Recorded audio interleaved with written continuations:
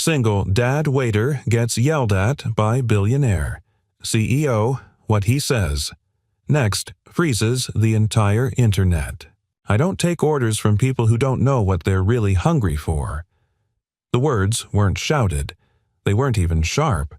But they sliced through the air with the precision of a blade honed by too many years of swallowing silence. A hush fell over the dining room of Argento Manhattan's most exclusive modern French steakhouse, where forks usually moved with symphonic grace and the hum of wealth was the background music. But now that hum had vanished, replaced by the brittle sound of one sentence hanging in the air like a gauntlet. Miles Carter stood tall, not aggressively, not defensively, but like a man who had nothing left to lose and everything left to protect. His black apron was pressed his white shirt immaculate. In one hand he held a wine bottle meant for table 8. In the other, the shattered remains of someone else's patience. Across from him sat Ava Lancaster, queen of real estate tech, her expression an ice sculpture just beginning to crack. Her tone, moments before, had been venomous, slicing into a young server who'd mispronounced the name of a French dish. "Excuse me," she had snapped loud enough for surrounding tables to hear.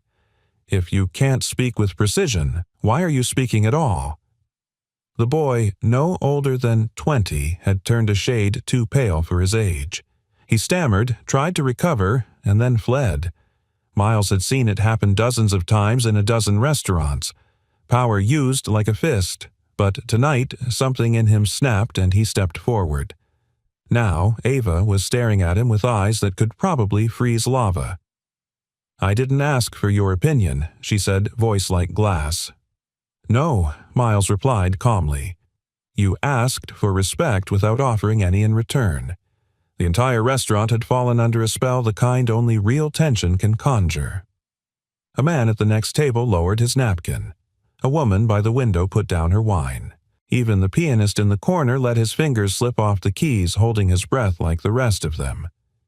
Ava leaned back in her chair, assessing Miles like a lion studies an unfamiliar rival. "You must think this is brave," she said. "Making a scene. Getting your 15 seconds of fame." Miles didn't flinch. "I think real bravery," he said, "isn't measured by volume. It's measured by silence, how long someone like that kid can take it before someone else decides enough is enough." Her jaw flexed. The room watched wide-eyed. Then, with the slow poise of someone used to controlling a courtroom, even if this one was wrapped in candlelight, Ava waved a dismissive hand. "Bring me the Wagyu filet medium rare." "And a new server." Miles didn't move. "No. No." Her voice rose, not loud but electric. "Is that how Argento trains its staff now? To pick and choose which guests they want to serve. I'm not refusing to serve you," he said. "I'm refusing to serve your anger." Somewhere in the back a phone buzzed. A lens flickered. Unbeknownst to Ava, someone had already started recording. She stared at him. "What's your name, Miles? I'll make sure you're not here tomorrow." He nodded without fear, without bravado. "You do what you need to. I already did." With that, he turned and walked back toward the kitchen past the other servers who parted like waves. His heart thudded in his chest, not from fear, but from release. Like finally saying something you'd rehearsed your whole life without realizing it. In the kitchen, Marcy, the owner and general manager, was already waiting. Her arms were crossed, her jaw set in that dangerous way mothers got when they were about to defend you, or bury you. "What happened?" Her tone wasn't a question. It was a fuse. Miles handed off the bottle he was holding. She humiliated Ben. Publicly. I wasn't going to let that slide. Marcy exhaled through her nose. "That's Ava Lancaster Miles. Do you know how many zeros she's worth? Do you know how many investors she dines here with? How many influencers follow her dog on Instagram?" He leaned on the prep counter, grounding himself. "I know I didn't sign up to be her punching bag. She'll make calls. To the owner.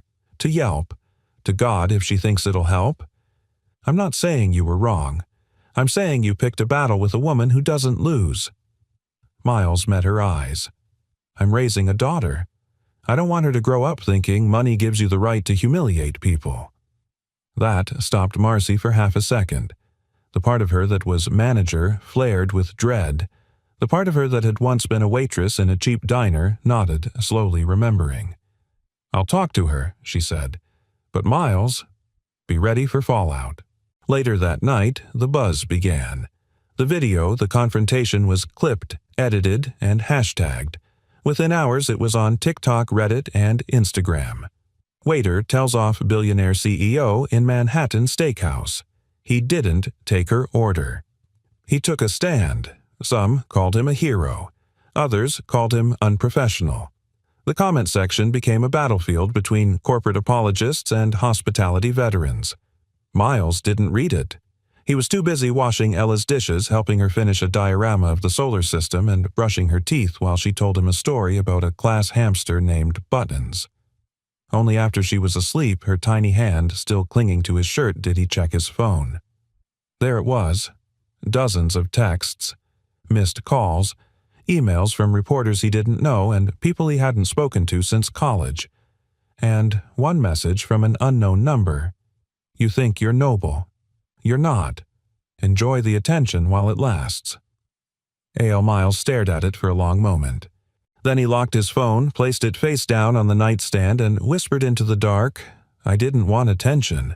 I just wanted her to see herself." And somewhere in the concrete labyrinth of Manhattan, Ava Lancaster stared out the window of her penthouse suite, rewatching the video, trying to understand what exactly had just cracked open inside her. "Is he fired yet?" Ava's voice cut through the silence of the glass conference room like ice breaking on a winter lake.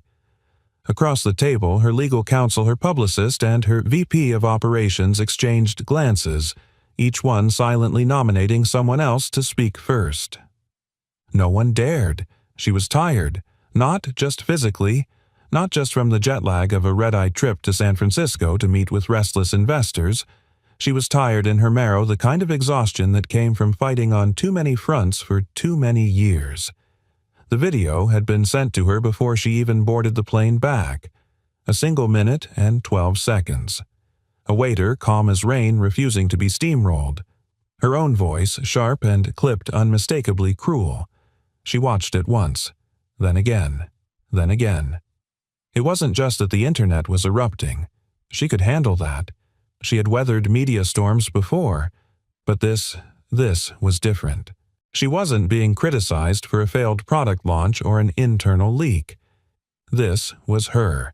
Exposed, stripped of polish, caught in a moment where something in her cracked, and the world saw through.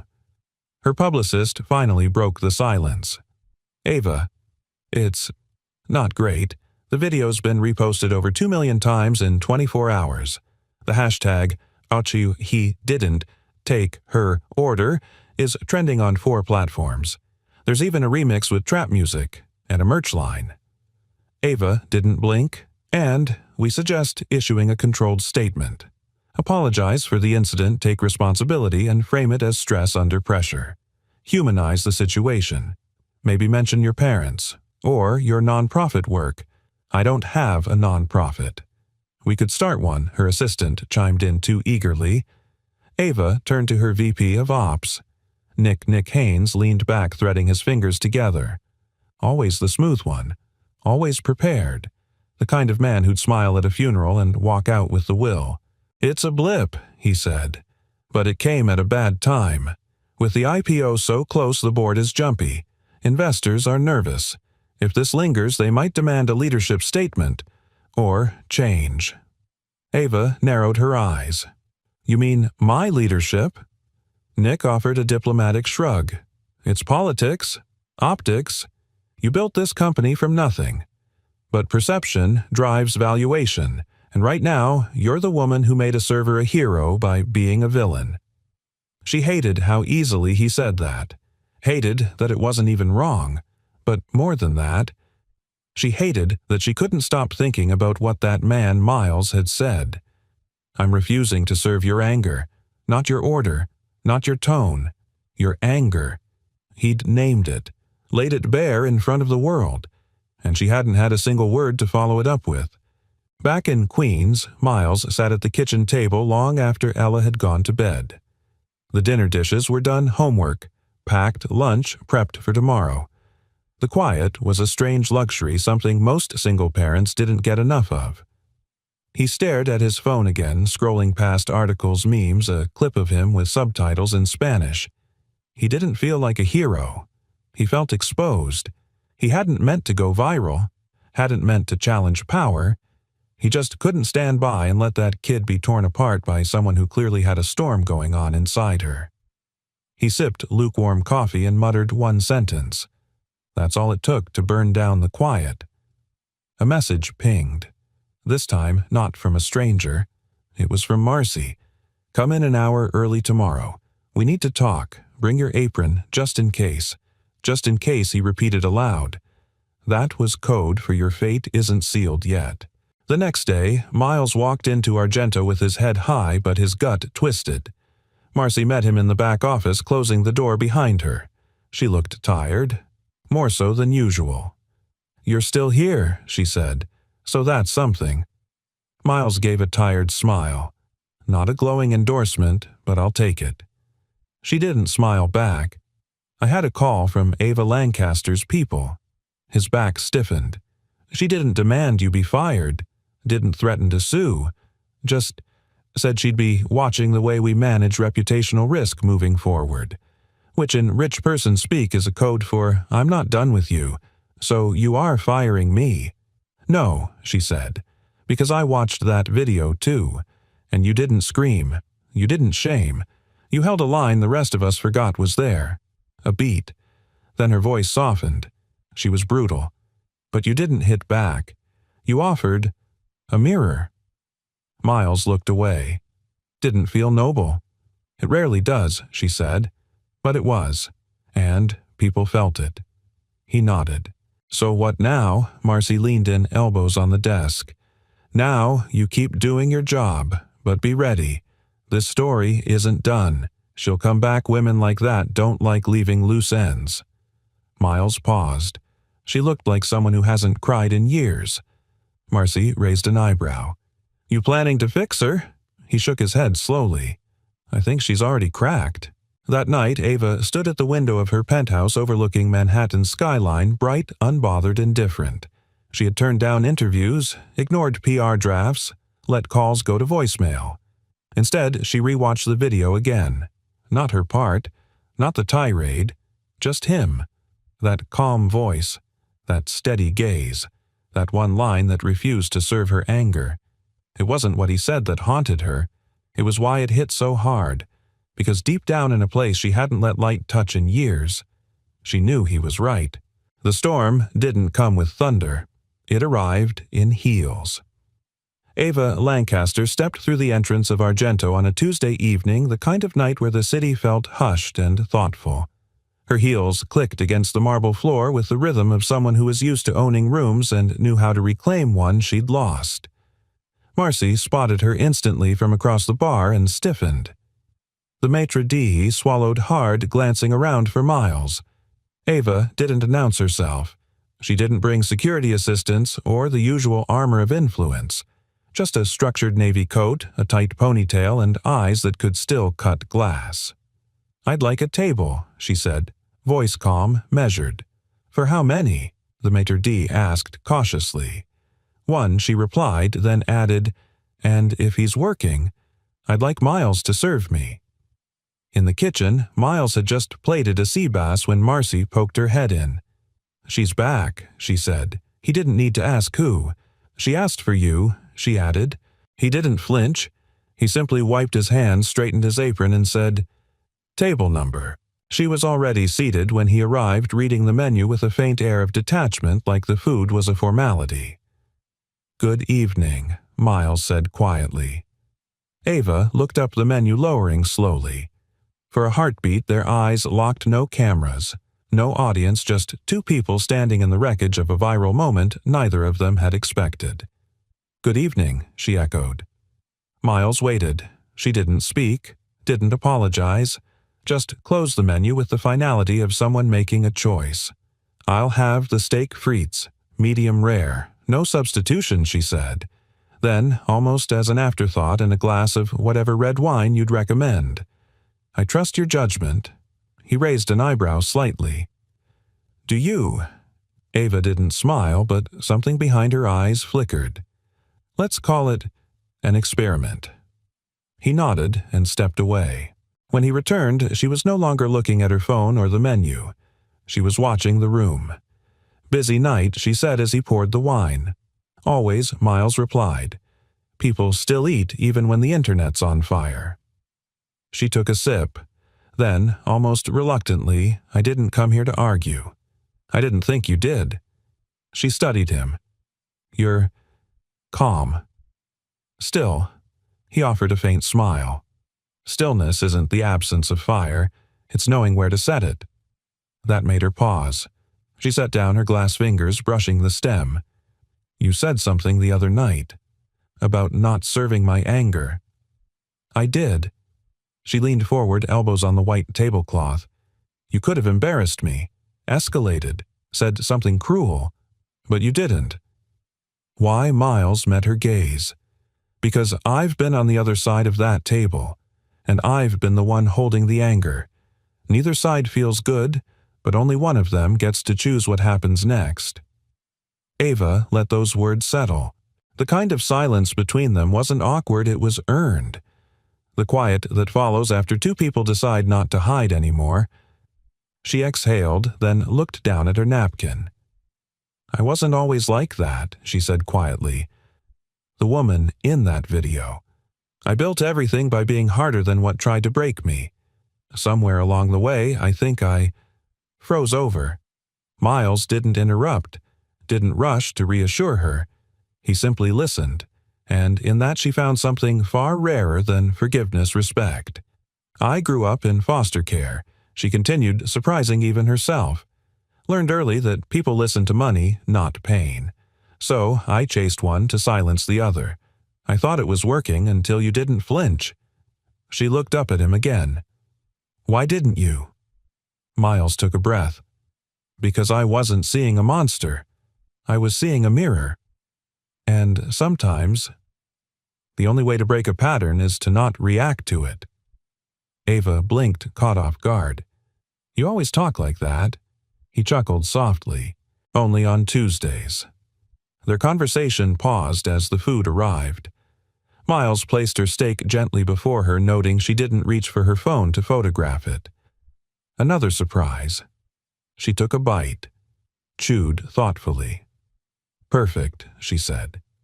He gave a simple nod and turned to walk away. But she called after him softly. Miles. He stopped. I don't want to be that woman again, she said, the one who walks in and leaves ruin behind. He turned halfway, his voice low and even. Then don't. Simple. Unadorned. But it struck her like thunder. She finished her meal in near silence, only asking for water once. No complaints, no condescension. Just presence. When she stood to leave, she reached for her bag, then paused. How much is the check? It's on the house, Miles replied without hesitation. Ava's brows lifted. I don't need charity. It's not charity, he said. It's gratitude for the quiet, and for trying. She hesitated, then pulled a $100 bill from her wallet and slid it beneath her empty wine glass. For the server who didn't flinch, she said, and the man who didn't look away. Before he could respond, she was gone. Later, as Miles wiped down the table, Marcy appeared beside him, arms crossed. Well, she didn't throw anything, Miles said dryly. She coming back, I think she already did, he replied quietly. Across the city, Ava Lancaster stood in front of her bathroom mirror. She removed her earrings slowly, watching her own reflection as if meeting it for the first time in a long while. She didn't know what she was walking toward, but for the first time, she knew she had stopped running from herself. And maybe, just maybe that was how real change began. Not with a statement, not with a press release, but with a conversation. A quiet one. The kind that didn't demand to be heard, only understood. The fall wasn't dramatic. It was small, almost forgettable. A quick trip on the last rung of a jungle gym, the kind of misstep any child might make on a spring afternoon. But to Ava Lancaster, standing in Central Park in heels she had no business wearing on mulch, it felt like the world slowed down just enough for her to realize she wasn't just watching someone else's daughter stumble. She was watching a version of herself fall, and this time she had the chance to catch her. "Careful," she called out, rushing forward, her coat flaring behind her like a cape that didn't belong to any superhero she'd ever been. The little girl, brown-haired, wide-eyed, maybe 6 or 7, had caught herself with both palms on the ground, knees scuffed, lip trembling. A tear was forming but hadn't yet dropped. Pride was holding it hostage. "Hey," Ava said softly, kneeling down beside her. "You okay?" The girl looked up, blinking. "I'm fine. I'm tough." Ava smiled. "Of course you are. But even tough kids get hugs sometimes." The girl hesitated, then threw her arms around Ava's neck without warning, burying her face in her shoulder. That was the moment Miles Carter came jogging around the bend, coffee in one hand, small tote bag of snacks in the other. He stopped cold when he saw them. His daughter, in Ava Lancaster's arms. "Ella," he called, more breath than voice. Ella turned, still gripping Ava's coat. "Hi, Daddy, I slipped. She helped me." Miles approached cautiously, his eyes scanning for signs of injury before landing on Ava's face. "You always hang out in playgrounds during the week?" he asked, half-guarded. Ava rose slowly, brushing mulch from her knees. "Not usually. I was walking through. Fresh air therapy, or so my assistant insisted." "And you just happened to catch my kid." Mid-tumble, Ava looked at Ella, who had resumed climbing the structure as if nothing had happened. "She reminds me of someone," she said quietly. Miles followed her gaze. No," she said. "Someone I wanted to be."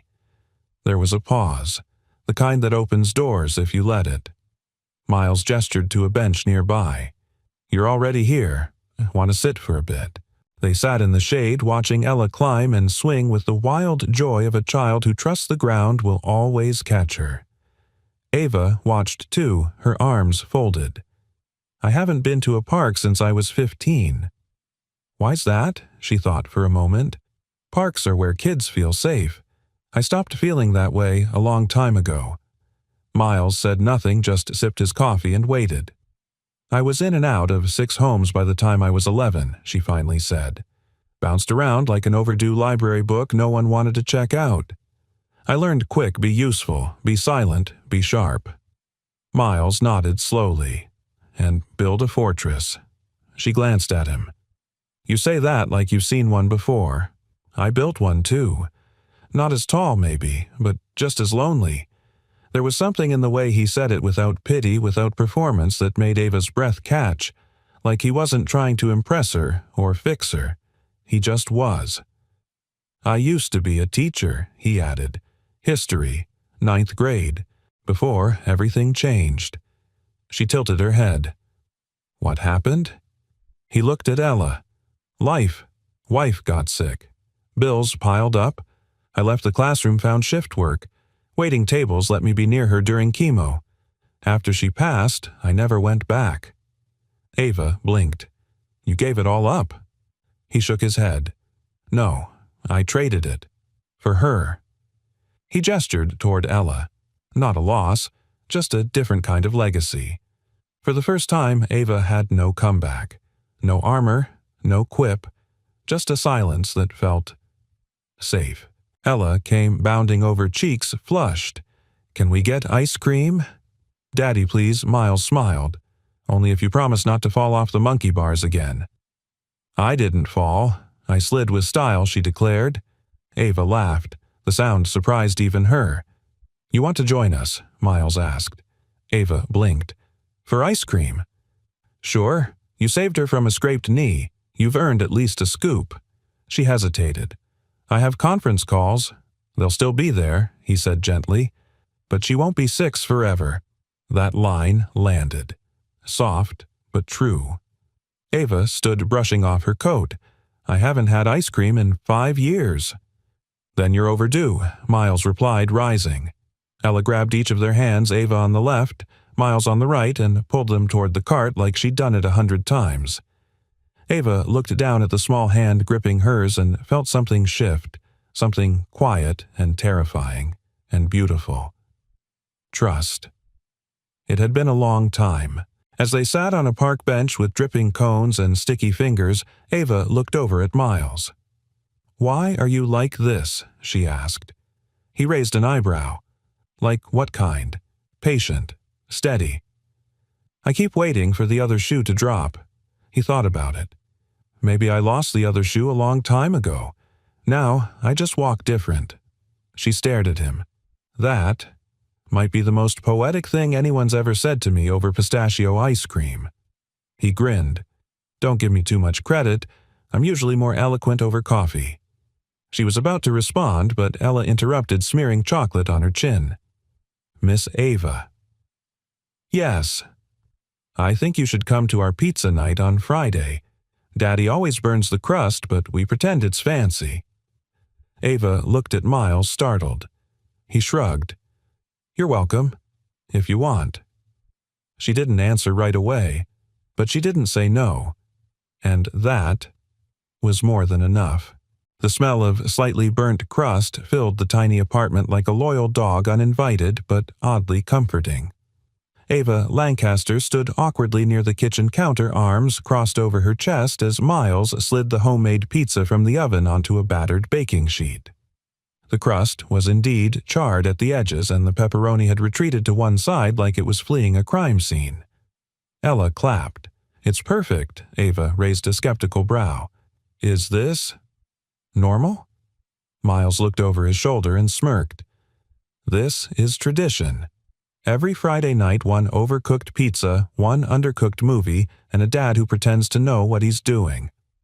"It's charming," Ava said cautiously, taking a seat at the tiny dining table that looked like it had been bought on clearance. A decade ago. He glanced at her.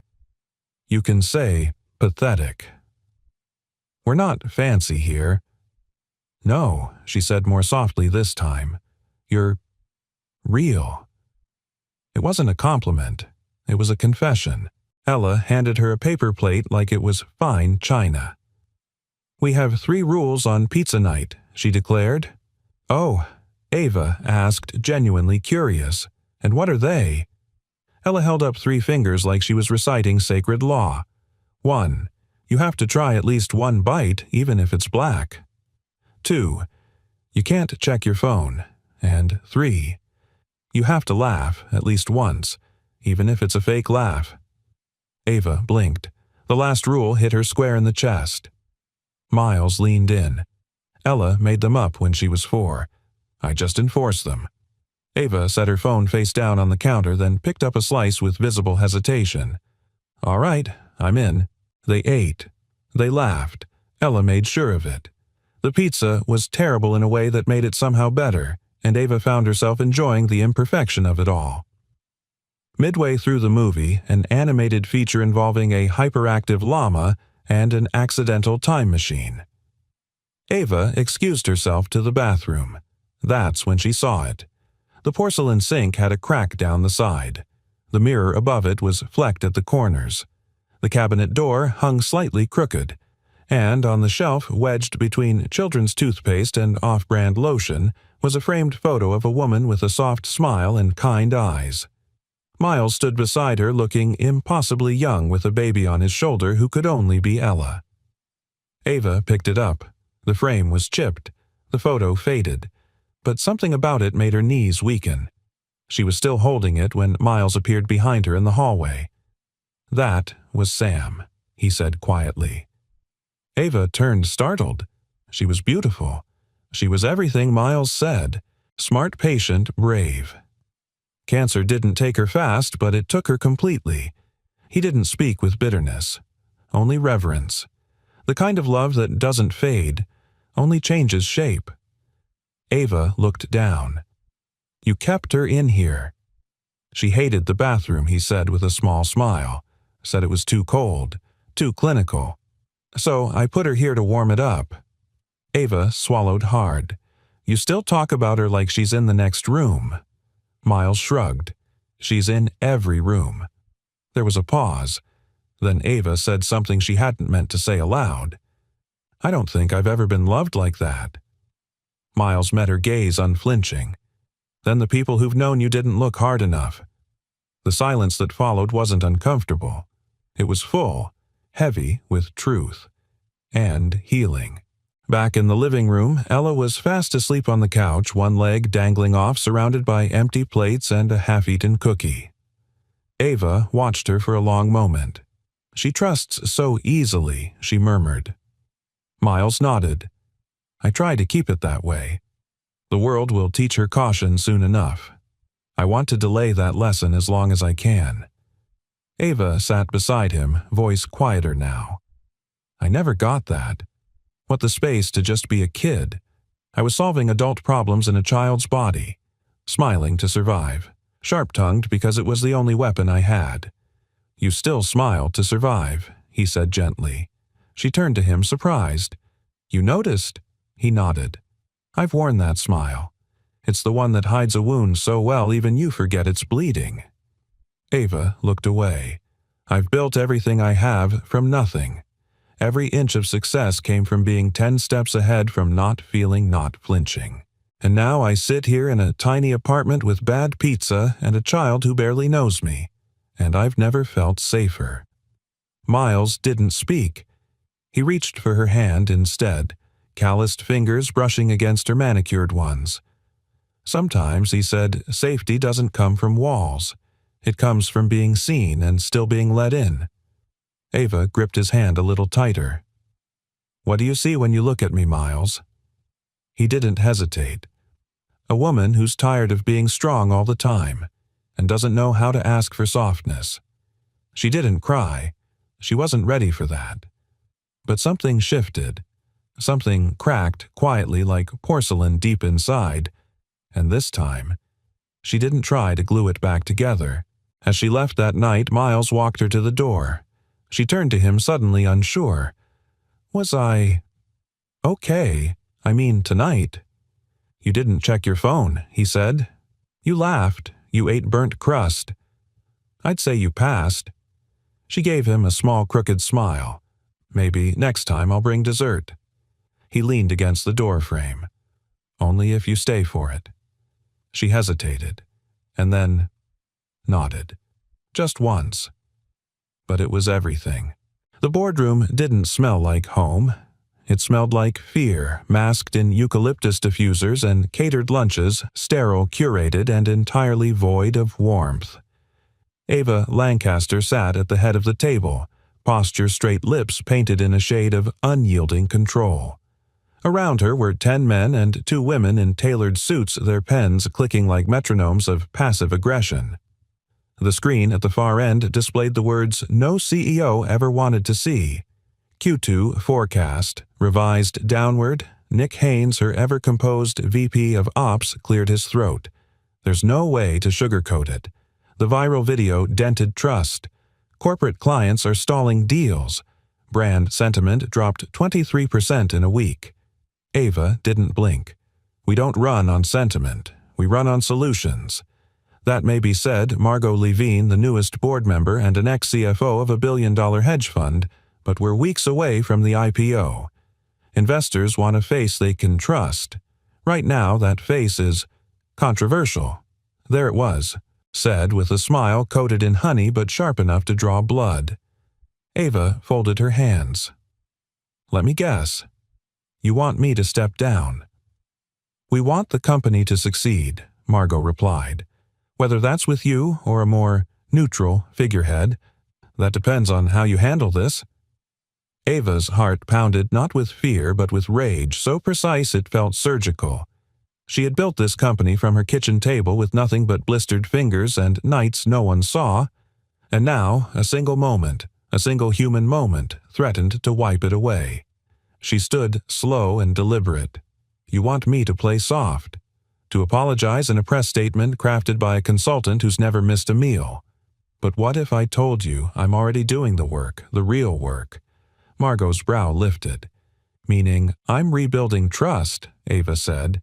"Not with headlines, with human beings. One conversation at a time, one wall at a time. Nick smirked. That sounds lovely, Ava. But Wall Street doesn't invest in feelings. No, Ava said, gaze unwavering. But real people do, and I'm done building companies that forget the people behind them. The silence in the room wasn't hostile. It was stunned, and somewhere in that stillness Ava realized she wasn't defending herself. She was becoming herself. That night, she didn't go back to her penthouse. She went to Queens. It wasn't planned.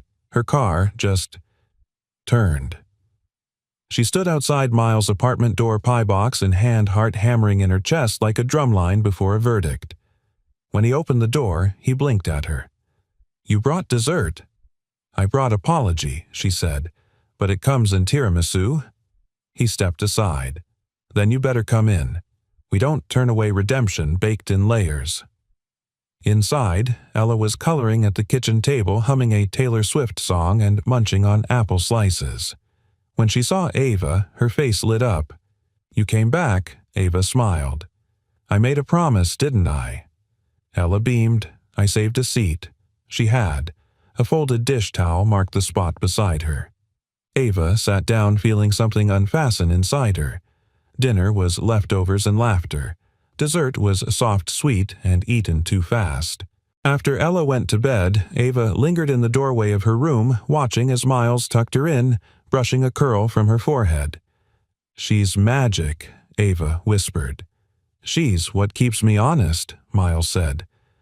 They returned to the kitchen where dishes were stacked and moonlight poured in through the window like a soft benediction. "She asked if you were her new friend," Miles said. I didn't know how to answer. Ava looked down. "I don't have many friends. Not the real kind. Why not? I used to think vulnerability was a weakness. That if people saw who I really was, they'd leave." Miles leaned against the counter. "Maybe. Or maybe they'd finally understand why you fight so hard." Ava looked up, eyes shining but unshed. "I'm not used to being seen."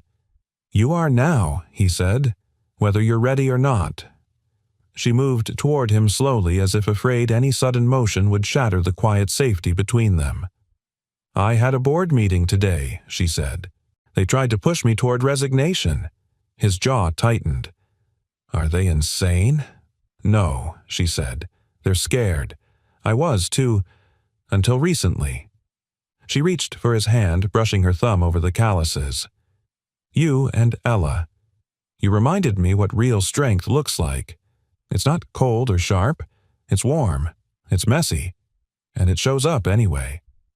Miles searched her face. "So what now?" Ava took a breath. "Now I rebuild. But not just the company. Me. I want to be someone worthy of the trust I keep demanding." He didn't pull her closer. He didn't have to. She stepped into his arms like a decision she'd already made. And in that quiet kitchen in Queens, surrounded by chipped plates, crayon drawings, and the hum of an old refrigerator, two people who had learned to survive alone began to choose something better. Together. It was supposed to be simple. Just a dinner, 3 plates, 2 adults trying to navigate the strange bloom of something unspoken, and 1 child with glitter in her hair and spaghetti on her chin. But something about that night at Argento, days after the tiramisu truce, hummed with electricity. Like the room itself had been waiting for the moment they'd walk in together, not boss and employee, not headline and damage control, but something else. Ava wore navy. Not power navy. Soft navy. Her hair was pinned loosely, a single strand curling at her cheek. She didn't look like the woman from the boardroom or the viral video. She looked like someone still deciding who she was. Miles, in a crisp white shirt, rolled at the sleeves, held Ella's hand as they entered. He didn't flinch at the stares, the whispers. He was used to being noticed now. But this time, he wasn't alone. Marcy raised an eyebrow from behind the bar. "Should I light a candle or just bring the good plates?" Miles smirked. "Both." They were seated at a quiet corner table, one usually reserved for anniversaries or apologies. Ava glanced around. "You sure this doesn't violate 100 HR policies?" "We never had an HR department," Miles said. "Just Marcy, and she's too busy live tweeting this moment." Ava laughed, and for the first time it didn't sound rehearsed. It was low surprised and real. Ella handed her a napkin folded like a swan. "I made it myself. For you." Ava took it carefully as if it were porcelain. "This is beautiful." "Thank you." "You can keep it," Ella whispered as if it were a sacred exchange. "In case you forget you're special." Ava's throat tightened. She'd sat in rooms with billionaires held awards, been interviewed by Forbes, but somehow nothing ever felt as heavy or holy as a paper napkin shaped like hope. Dinner was warm, messy, beautiful. They shared stories, Ella's chaotic school play, Ava's disastrous attempt at baking banana bread it exploded, and Miles's confession that he once mistook wasabi for avocado on a date and cried through an entire appetizer. By dessert, Ella was asleep in Ava's lap, a tiny hand curled into the folds of her coat. Miles reached across the table, gently brushing a crumb from Ava's wrist. "You look terrified." "I am," she whispered. "Of what?" "Of wanting this too much. Of not deserving it." He tilted his head. "Let me ask you something, Ava. When you walk into a room, do you scan it for escape routes or soft places to land?" She blinked. "Escape routes. That's not power. That's survival." He leaned forward, voice quieter. "You've been surviving for so long, you forgot what safe feels like." She looked down at Ella. "This feels dangerous." "No," Miles said. "It feels unfamiliar. There's a difference." Ava met his eyes. "What if I break it?" He reached over, touching her hand with both of his. "Then we fix it. Together. Nothing here is porcelain, Ava. We're all already cracked, but we hold anyway." Tears pooled but didn't fall. She wouldn't let them, not here, not yet. Later, they stepped out into the cool night. The city buzzed around them, horns, voices, lights flickering like restless thoughts. But, for once, Ava didn't feel alone in it. Miles carried Ella her head against his shoulder, and Ava walked beside them in silence. They reached the curb where her car waited. Her driver stood beside the door but didn't move until she gave a nod. She turned to Miles. "I've been thinking," she said. "Dangerous," he replied with a smirk. "I want to do something reckless." He arched a brow. "Like, I want to invite you to a charity gala." He blinked. "Me? It's next week. Full of people who pretend they care about things in dresses they'll never wear twice. I usually hate it. So why go?" "Because this year," she said, voice steady, "I want to show up with someone who reminds me why I started fighting in the first place."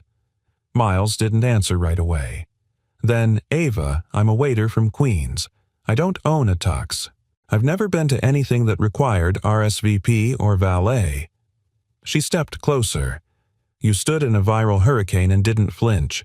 You comforted a woman the world labeled a villain. You raise a daughter with more grace than any man I've ever met. You think that's not gala-worthy?" He stared at her. "You're serious?" "I am." He looked down at Ella, still asleep, her hair tangled and soft against his shirt. Then he looked at her. Okay, he smiled. "I'll go, but only if you promise not to run when they start whispering." "I don't run anymore," she said. "I walk into the fire now. And what if I'm the one who panics?" She smiled gently. "Then I'll remind you who you are, like you did for me." As her car pulled away, Ava looked out the window and saw Miles still standing there. Ella in his arms, his eyes on her. He didn't wave. He just watched. Steady, present, safe. And for the first time in years, Ava didn't feel like she was holding her breath.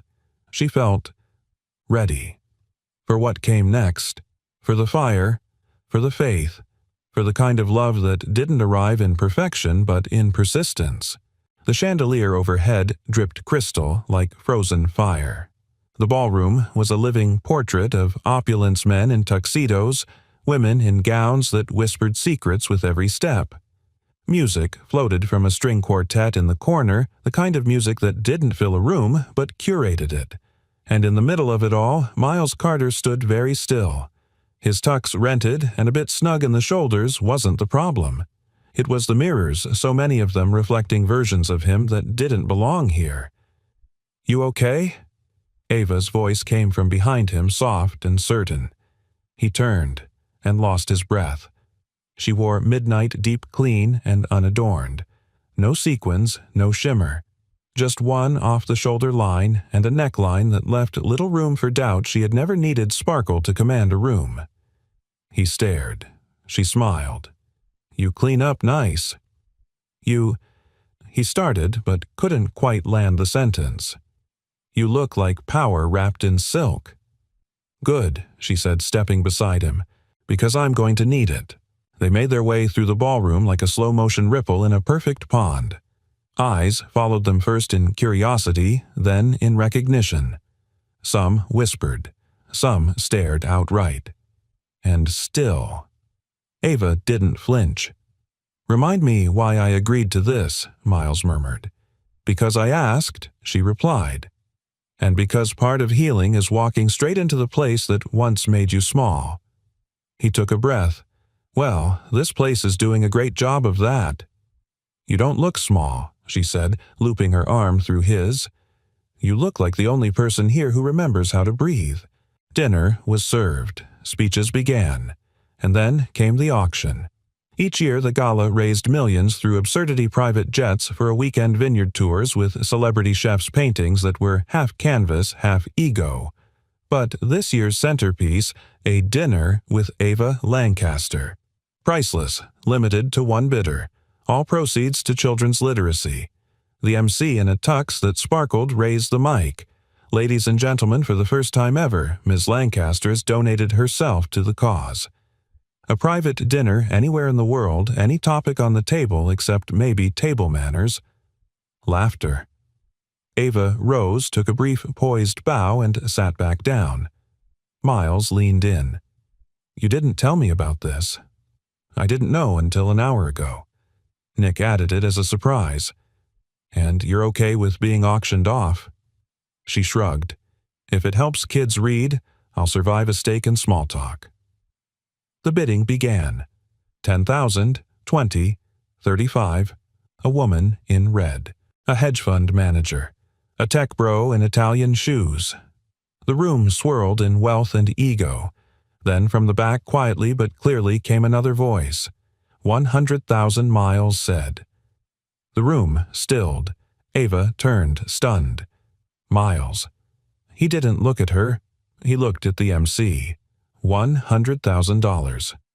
For the dinner. "I'll pay it tonight." Gasps fluttered like moths against the chandelier light. "Sir, do you have credentials for that bid?" the MC asked, half panicked. Miles pulled out his phone. Tapped a few keys. Bank transfer confirmed. Should be in your account by the end of dessert. A pause. The MC looked to the charity director, who gave a small nod. "Sold," he announced, flustered. To the gentleman with the quiet confidence. Applause broke out, awkward but present. Ava stared at him. Miles. "That was reckless," he said, meeting her eyes. "Insane," she replied. "Where did you get that kind of money?" He exhaled slowly. "Sam had a life insurance policy. I've never touched it. Not until tonight." "Miles, you said healing meant walking into what once hurt. I've walked into too many rooms where I couldn't afford to stay. This time, I bought the room." Ava's breath caught. He wasn't showing off. He was showing up. And there, under the glittering eyes of Manhattan's elite, Ava reached for his hand and didn't let go. After the gala, they stood outside beneath a sky that felt too vast for a city so crowded. "You didn't have to do that," she said softly. "I know. You don't owe me anything." "I know." She turned to him, trembling with something deeper than fear. "Then why?" He took a long moment before answering. "Because you're not the woman in that video," he said, "and I wanted this city to see that." She blinked fast. "And what do you see?" He stepped closer. "I see someone who wants to be soft without being broken. Someone who learned to fight in silence and now wants to speak in truth. I see a woman who finally believes she's worthy of being chosen. Not for what she built, but for who she is underneath it all." She closed her eyes. And then she did the most dangerous thing she could. She leaned forward and kissed him. It wasn't perfect, it wasn't poised, but it was real. And when they finally pulled apart, breathless under a sky no longer so vast, Miles whispered, "You're not porcelain anymore, Ava." She smiled through the tears. "No, I think I finally became fireproof. It was never just about love. Not for Ava. Love was the easy part. Quiet walks, messy pizza nights, sticky ice cream smiles. The part you could write about in a card. But trust was the hard currency. And it had always been the most expensive thing she owned. She stood by the window in her penthouse phone pressed to her ear, eyes fixed on the city lights that refused to blink. Her lawyer's voice crackled through the line. "They leaked it, Ava. The board's voting to move forward without you. Unanimous motion for temporary removal pending image rehabilitation." Her hand curled around the edge of the marble countertop. "How soon?" she asked. "2 days. You'll be asked to announce it first to control the narrative." She hung up without saying goodbye, because when a knife is in your back, it doesn't matter how polite the handle is. At the same time, Miles stood at the school gymnasium holding Ella's coat as she twirled in a too-big costume made of cardboard and dreams. "Daddy," she squealed, "I'm a Saturn with glitter rings. You're the most beautiful planet in the universe." He smiled. The school play was a simple thing, kids forgetting lines, tripping over shoelaces, and waving to parents in the middle of serious scenes. But to Miles, it was sacred. A place where joy lived without permission. He checked his phone once, just once. No messages, nothing from her. Strange, but not worrying. Not yet. Later that night, she didn't show up. No call, no text, no smile through the door. Miles paced the living room as Ella slept with a glitter star taped to her cheek. He didn't panic. Not yet. But when he saw her name trending on Twitter again, Lancaster Gate back at the top, his chest tightened like a vice. He clicked. An image, a headline, and his heart dropped like a stone through dark water. Exclusive inside the bid. Who really paid for that $100K dinner? The article danced in mockery, speculating that Ava had orchestrated the entire auction, that Miles was an actor, a planted narrative, a poor single dad with perfect timing, that the gala stunt was a PR move, not a moment of truth. There were photos, blurry but damning. One of Ava's assistant at the auction table. One of Miles looking stunned.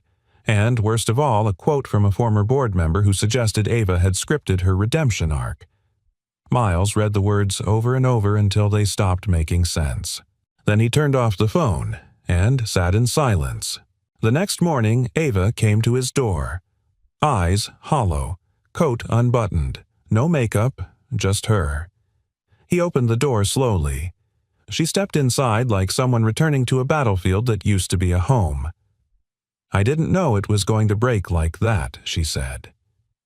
"You didn't call," he replied, voice quiet.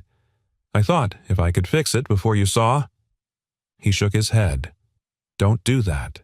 "Do what? Try to protect me with silence." "That's not what this is. That's not us." Her jaw tightened. "I'm being replaced." "Officially." The board turned on me. The press is feasting on blood and scandal. And Her voice cracked. "I'm so tired, Miles. I can't breathe without looking over my shoulder."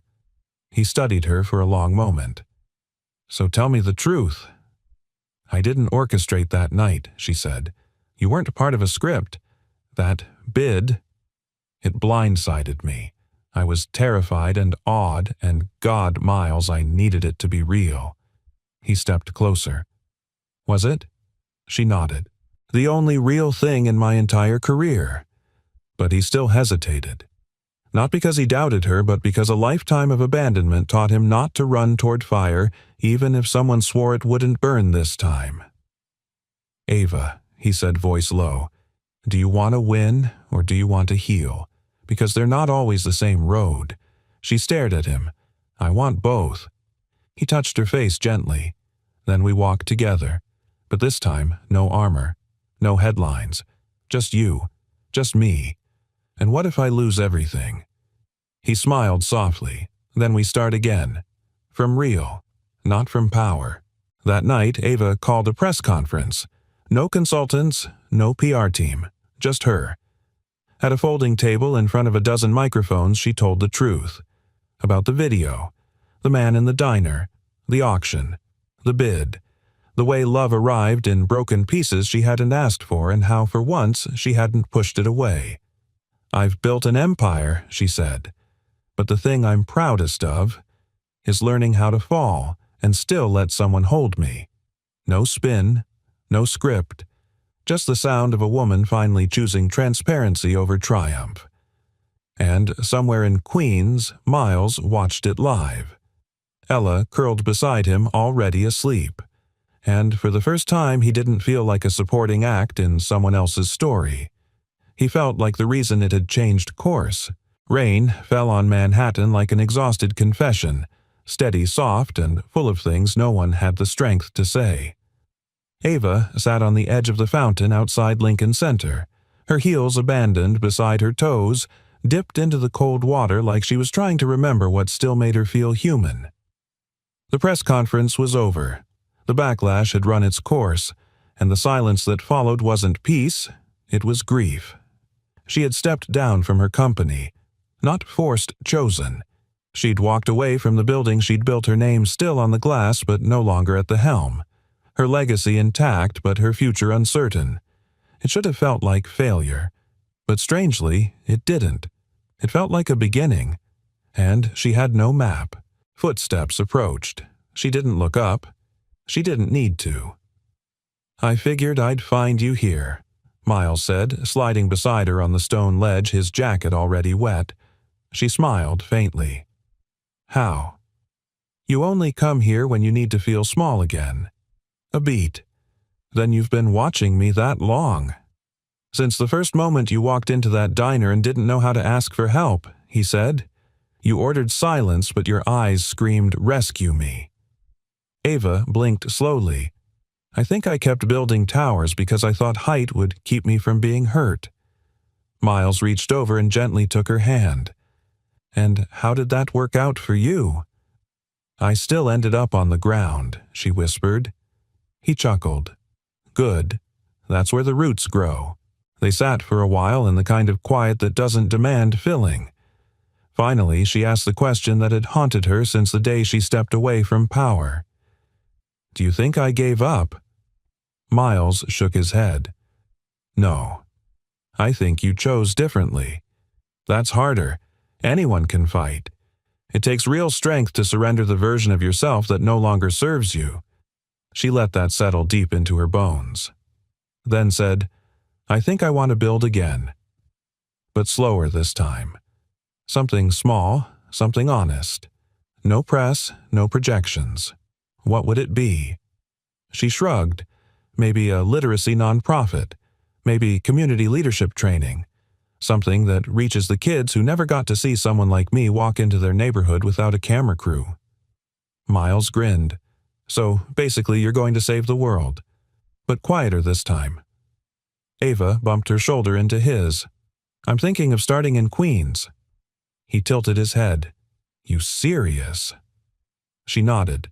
I've already found a little space for lease near the diner. It's run down. Perfect.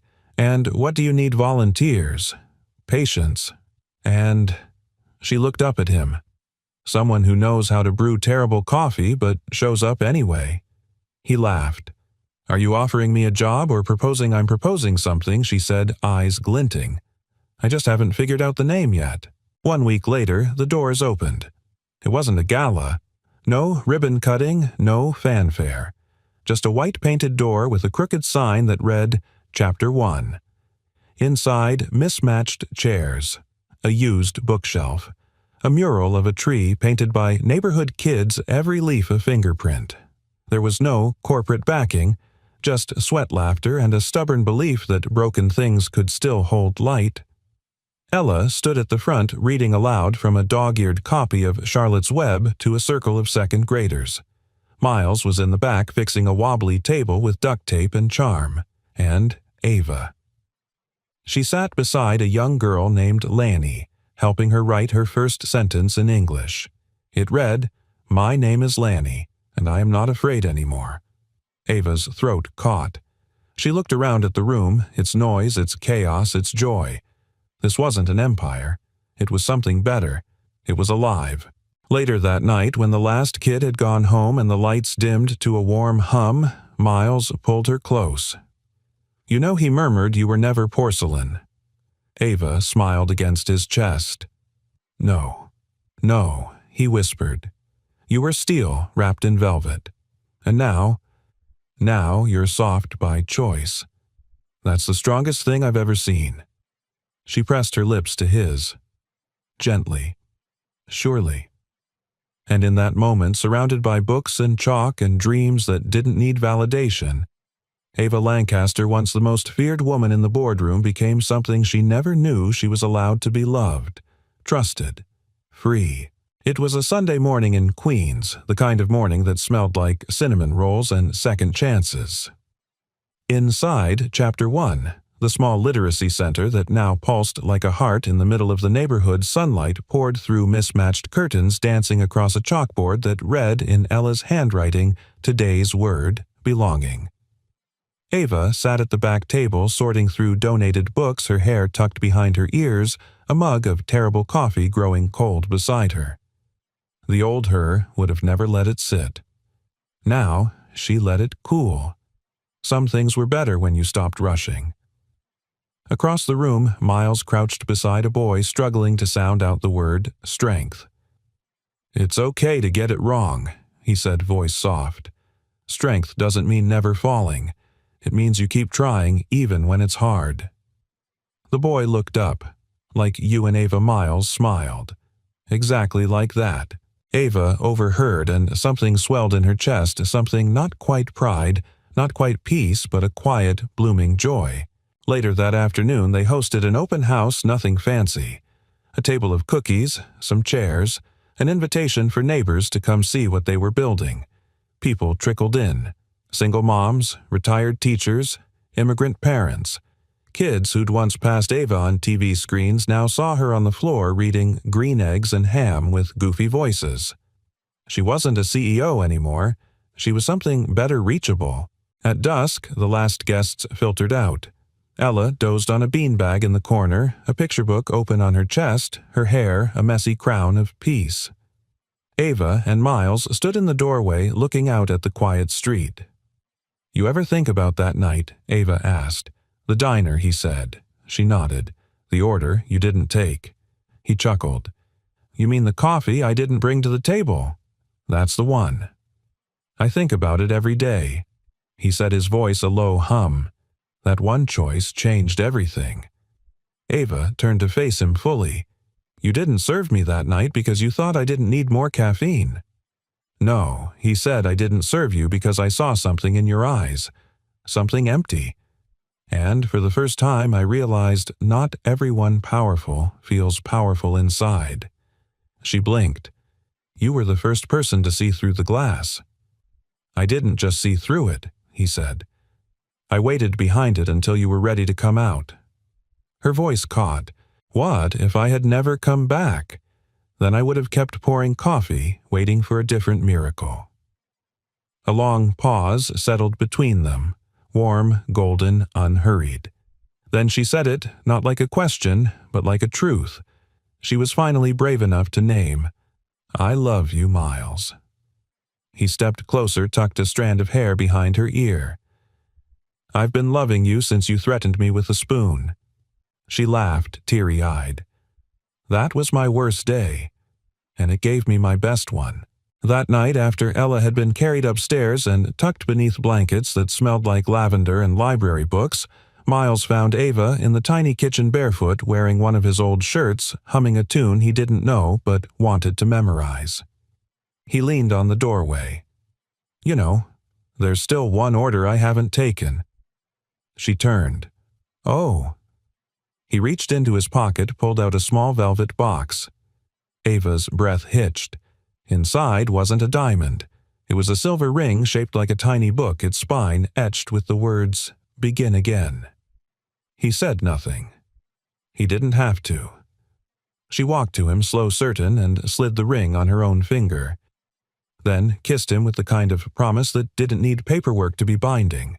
Months later, Chapter 1 had expanded 2 new volunteers a weekend art class and a corner called Dad and Daughter Story Hour, where Miles read aloud every Saturday, Ella perched beside him like co-author of The Joy. Ava didn't run anymore. She built slow. She rested often. She loved deeply. And on the wall of the center hung a framed quote one she and Miles had chosen together. "Not everything we build has to touch the sky. Sometimes the bravest thing we can build is a life." Outside, the city moved as it always did, fast, loud, indifferent. But inside that little center in Queens, the heart of something rare beat steady and full. It had started with an order he didn't take, and ended with a love they chose day by day, word by word, with no need to be perfect. Only real. Only theirs.